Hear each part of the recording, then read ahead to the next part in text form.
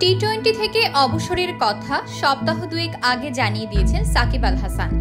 এবার দলের সবচেয়ে অভিজ্ঞ ক্রিকেটার মাহমুদুল্লাহ রিয়াদও হাঁটছেন সে পথে। ৩৮ বছর বয়সী এই ক্রিকেটার ক্রিকেটের সবচেয়ে ছোট ফরম্যাটকে বিদায় বলছেন চলতি সিরিজ দিয়ে।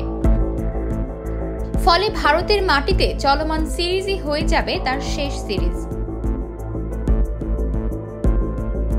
আগামীকাল ৯ অক্টোবর সিরিজের দ্বিতীয় টি-20তে মাঠে নামবে বাংলাদেশ ও ভারত। দেশের শীর্ষস্থানীয় একটি সংবাদ মাধ্যম জানাচ্ছে, এই ম্যাচ খেলেই বিদায়ের কথা জানিয়ে দেবেন মাহমুদুল্লাহ। ১২ অক্টোবর হায়দ্রাবাদে তিনি খেলবেন তার শেষ টি-20 ম্যাচ।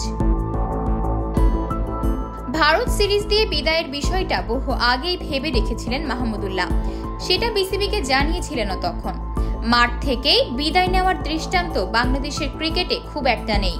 মাহমুদুল্লাহর এই সিদ্ধান্তকে তাই স্বাগত জানিয়েছে বিসিবি। সবশেষ টি-20 বিশ্বকাপে তিনি খেলেছেন, তবে নামের প্রতি সুবিচার করতে পারেননি তিনি। বিশেষ করে আফগানিস্তান ম্যাচে তার পারফরম্যান্স নিয়ে সমালোচনার মুখে পড়েছিলেন মাহমুদুল্লাহ। এরপর চলতি ভারত সিরিজের প্রথম ম্যাচেও তিনি অহেতুক শট খেলে আউট হয়েছেন দলের প্রয়োজনের মুহূর্তে। ফলে সমালোচনা ক্রমেই বাড়ছিল। এরই মধ্যে এবার তার অবসরের ঘোষণা আসতে যাচ্ছে। ২০০৭ সালে বিশ্বকাপের ঠিক আগে কেনিয়ার বিপক্ষে টি-20 অভিষেক তার।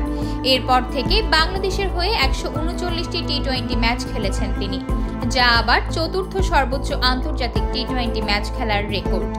ব্যাট হাতে করেছেন ২৩৯৫ রান। আতকিয়া মাইমুনা, বার্তা 24।